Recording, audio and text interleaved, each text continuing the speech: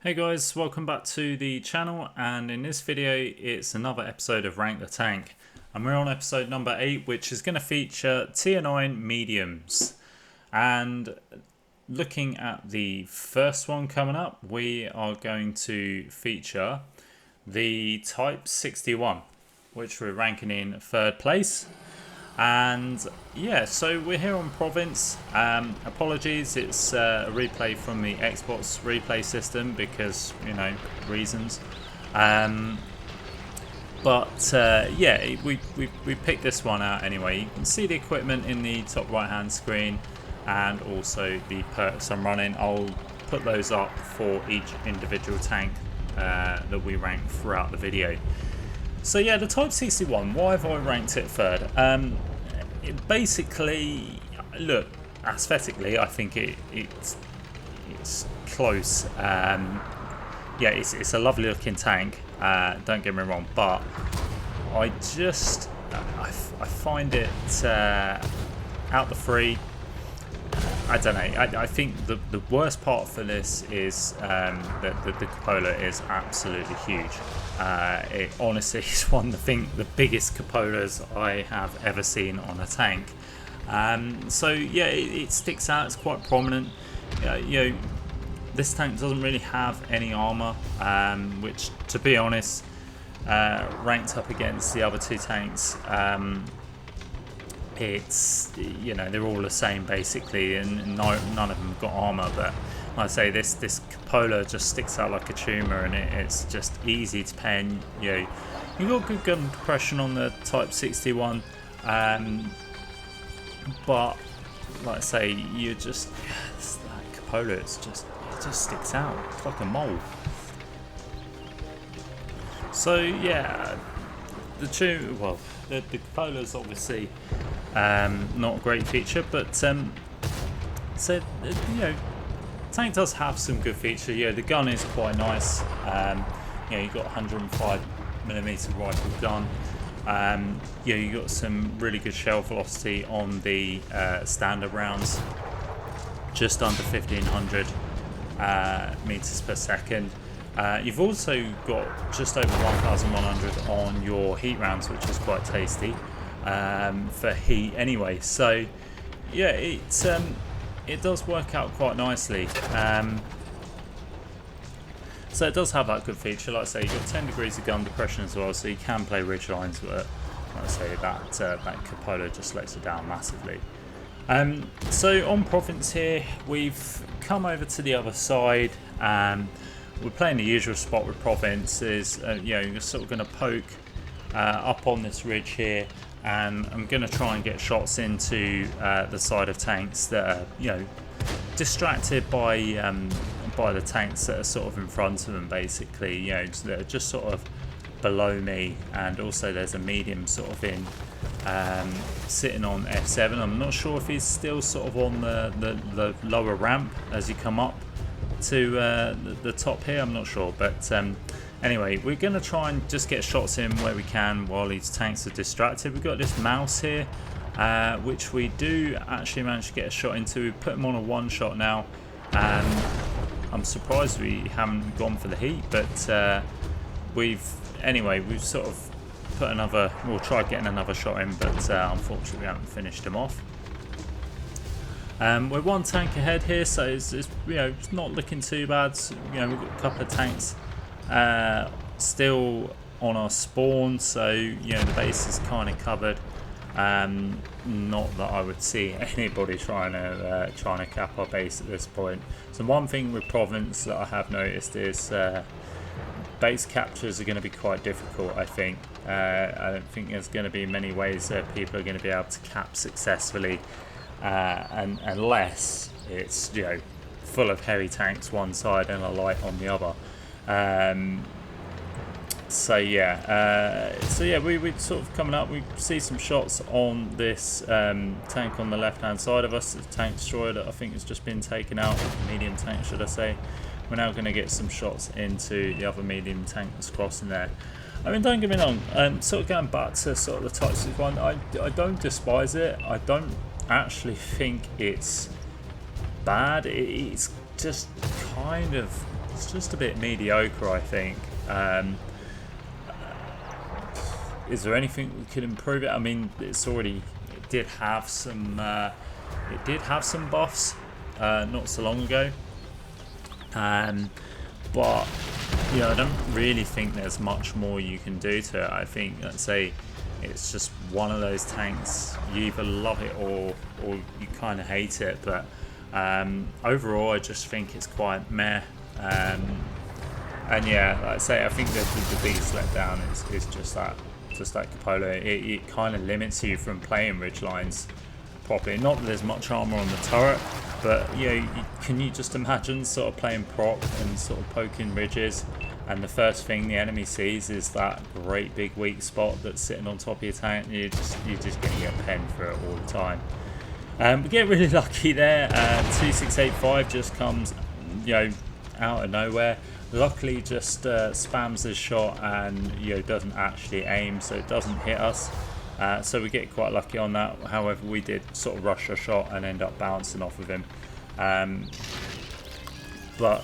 Yeah, he gets taken out quickly by one of our friendly teammates.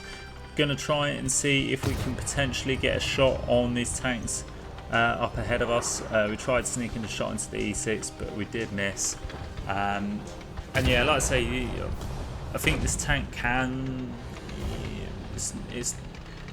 feel a little bit derpy sometimes. I mean, like I say, it's got great shell velocity, but I've got sort of the accuracy at down to 0.29 with my setup, which is good. But like I say, it just sometimes there's shots that you think, oh, that should hit, but just doesn't quite. So yeah, you get moments like that really. But like I say, it isn't a bad tank by any means. It just, out of the three, just sort of ranks third for me, in my opinion. So anyway, we're sort of coming to the close of this replay, and we've just got artillery left. We did manage to light him up, and he did get absolutely slapped by our artillery. And we picked up the victory there. We got 2 kills, 3.7k damage, a little bit of assist, picking up the first class there. And yeah, that brings an end to the third ranking of the Type 61. So moving on to number 2, we have got the AMX 30, and we are here on Erlenberg. So the AMX 30, it's, I mean, like I say, very similar to the Type 61. You just don't have a bigger cupola this time, which is good. But I mean, like I say, that there is a bit of a prominent cupola, but it's not as massive as the Type 61. You've only got 8 degrees of gun depression, so the Type 61 does beat you on that point. And just pointing out the perks there, you can see we have 1 perk slot missing. Again, I'll probably just sort of put that, put a camo perk in there. I say the concealment is, it's not too bad actually. You know, my setup, we've got it down to 318 meters still. So yeah, not too bad really for a medium tank in my opinion.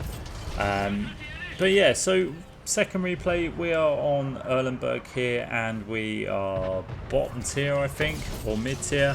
And we've got this Rogel Dawn that's just somehow thinking, yeah, I don't know. Some of these players just kind of think these tanks are invincible. They're really not. If you know where to pen them, they're going to get sort of destroyed pretty quickly, particularly when you're sort of YOLOing out in the open on a map like Erlenberg. But we managed to trap Rogel Dawn in place. We went for the track shots just so we could let sort of the high alpha tanks get the shots in.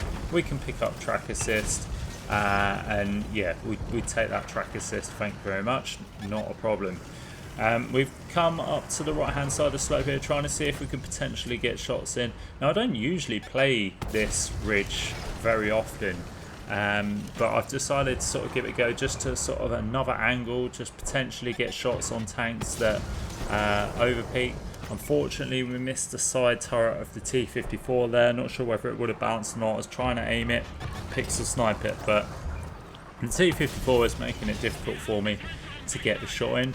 We do sneak a shot into that, I don't know if it was a heavy tank or tank destroyer, it might have been, yeah, I think it was that waffle that we got a shot into.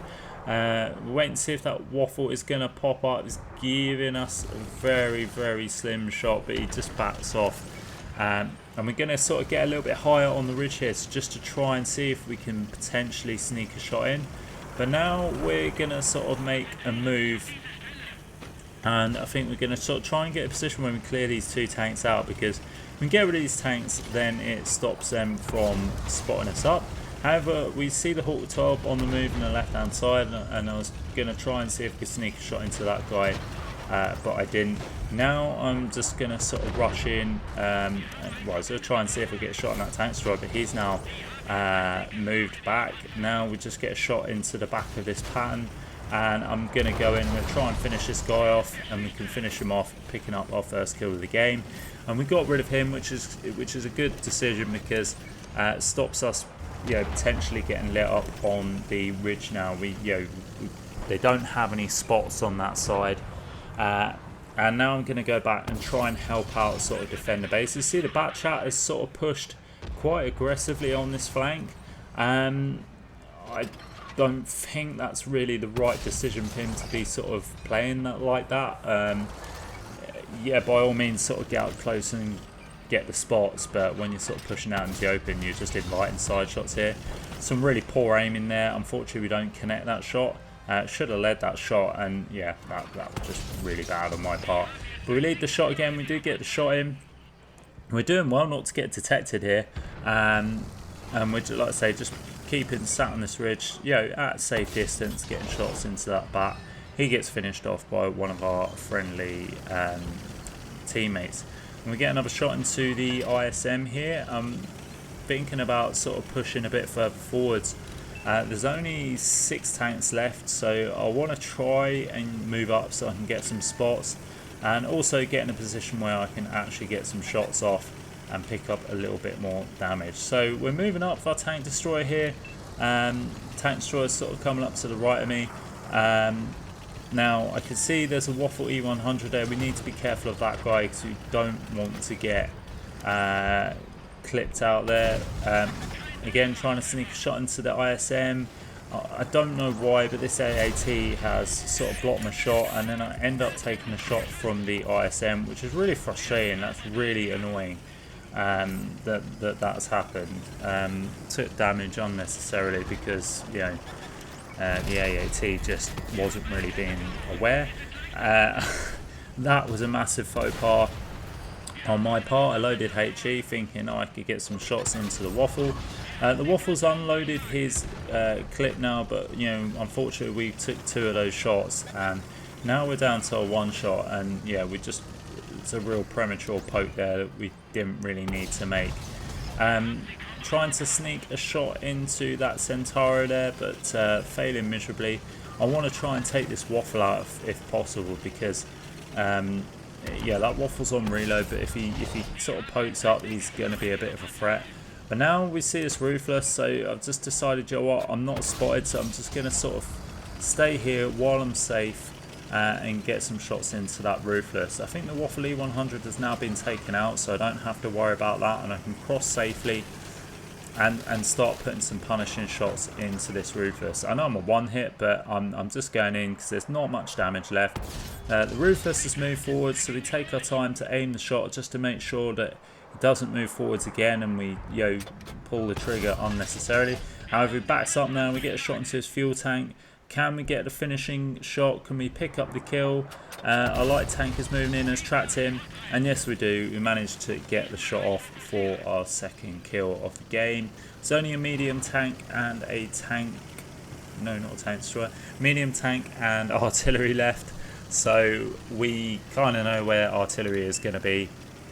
I think the medium tank was last spotted to the left of me, so I'm gonna sort of make my way to try and see if we can spot him up and shut this guy down. We've got our light tank going in as well, which is also handy. Surprised artillery has not been lit yet. I was sort of expecting him to get spotted by our light tank. The medium tank Centauri gets lit up there, and we get a shot in, but I'm not going to risk sort of poking out again because, like I say, we are a one shot. But now we're going to sort of move in behind. I think our light tank is possibly going in. Yes, he is. He's going to start YOLOing him, and yeah, we're not really in a position where we can get clear shots off. So I'm going to make my way up to this ridge, sneak a shot into the Centauri there. We didn't track him in place. I think we did, but he managed to fix it. He's a one shot, and we managed to finish him off for our third kill of the game. And we got a really nice game out of that, considering we were one shot for the end part of it. But we picked up 3 kills there, 6.5k damage, or just over 1,000 assists there. So yeah, we, like I say, had a really nice game, and the AMX-30, it's like I say, a lot better than the Type 621, I think, and like I say, a bit lower profile as well. So you can sort of stay a little bit more undetected. But anyway, at number 1 is the Leopard PTA. It was a no contest really, and like I say, you can see the theme with this month's Rank the Tank is all these tanks are pretty similar in the fact that there's absolutely zero armor. They've got good gun depression, and the guns are quite accurate, but the PTA is it's phenomenally accurate. It is very, very good. So you can see there the equipment pretty much the same on all of the mediums that I featured, but the perks are quite similar as well. We've gone for a sort of a full camo setup on the PTA, and again, similar to the AMX-30, it's got 8 degrees of gun depression. However, the shell velocity is very good. Actually looks quite similar to the Type 61. So yeah, you've got just under 1500 meters per second on your standard rounds, and heat rounds have got just over 1100. So yeah, like I say, quite similar gun stats. It's nice that it's got APCR and heat. But yeah, this thing just acts like a laser. I've got the accuracy down to 0.2 meters. The reload time's quite nice at 8.10 seconds. That has, the reload actually got increased. Not so long back, but that's because the alpha got increased. I think it's from 380 to 420 per shot. So yeah, like I say, I picked the PTA. This is one of my favourite Tier 9 medium tanks. I always rated the PTA. Yes, it doesn't have much armour, but like I say, it does have very good camo, and you can sort of play quite effectively. I actually got the camo down to 265. Still concealment, so 265 meters of still concealment is very, very good for a medium tank. So yeah, and we're on Westfield here. We've come to, we're in a good spawn. We've come to the mid, but we're not really getting much joy from spotting up stuff from the other side. We do see this light tank running away. Sneak a shot in there for 408 damage, which is quite nice, but our team doesn't really seem to be engaging at all. Someone gets a shot in now. I'm going to try and see if I could, finish that light tank off,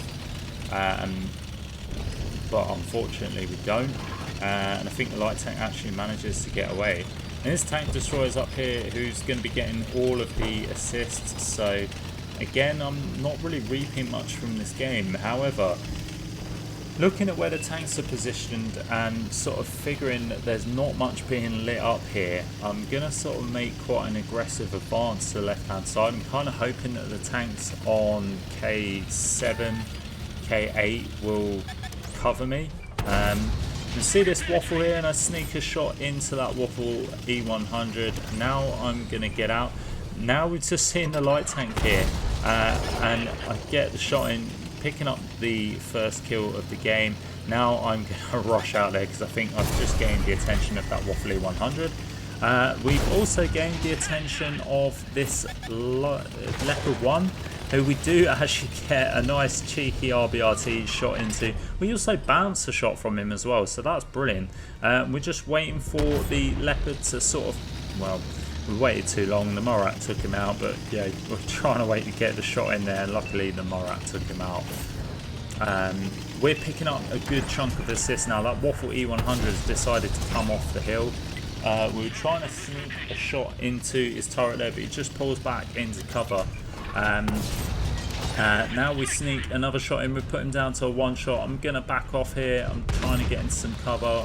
The Waffle was just, I don't know where. He was just more preoccupied with stuff on the hill, but he gets shot up by the Morat again. Now we don't have to worry about being clipped out by the Waffle E100. And perhaps we can sort of make another move to this position. We do get this this Japanese tank destroyer. Just you know, fair play on his part, because I wasn't expecting him to be there, sort of pre-aimed ready. And he nearly did hit us, so we were quite lucky there. And we see this PTA now. I'm trying to ask my teammates for help. I'm trying to see if they'll sort of just push up a little bit more. I'm a little bit sort of dubious if they're covering or not, so they're kind of quite static at the moment. I'm just worried that these tanks might be out of their render range, so I'm sort of coming up here. I'm quite isolated, so you know, the worst part is there's a chance that, you know, I could get punished, and punished quite hard here, and I've kind of figured, you know what, it's not worth it. I'm not going to sit here at the risk of getting isolated by the enemy team and not having the support on K8, you know, K7, K8, you know, the three tanks that are sitting there. I'm not quite sure that they're quite within render range. So yeah, I just got out of there and I've decided to come back to the middle. Going to try and support this 50 TP. He seems to just be strolling along with no care in the world. He does get taken out by the chieftain, and it's a little bit frustrating at the moment that yeah, the game is actually being turned on its head here. We were sort of leading quite, you know, we were leading comfortably, I think, by a number of tanks, and then all of a sudden the enemy team have just brought it back, and our team just seemed to be quite static. So yeah, I've come back to a safe vantage point where I can just sort of poke up here. I know I'm not going to get sort of shot from any angles. All the tanks are going to be in front of me, and yeah, it's here where I can just sort of light up, just hope my team just get into a position where they can get shots off. And you see the Waffle manages to get a shot on that KB4 there, and I'm quite thankful for that guy pulling that shot off. He puts our assist up to 2.7k now. You can see there's a chieftain on the right hand side poking the ridge. We need to be careful because that guy will go for our turret. I say that the PTA is exactly the same as Type 61 and the ANX30. It has no armour at all. You can get some lucky bounces off the upper plate if you're angling it towards the enemy, and likewise the turret, you can get some lucky weird bounces as well, but you wouldn't rely on it.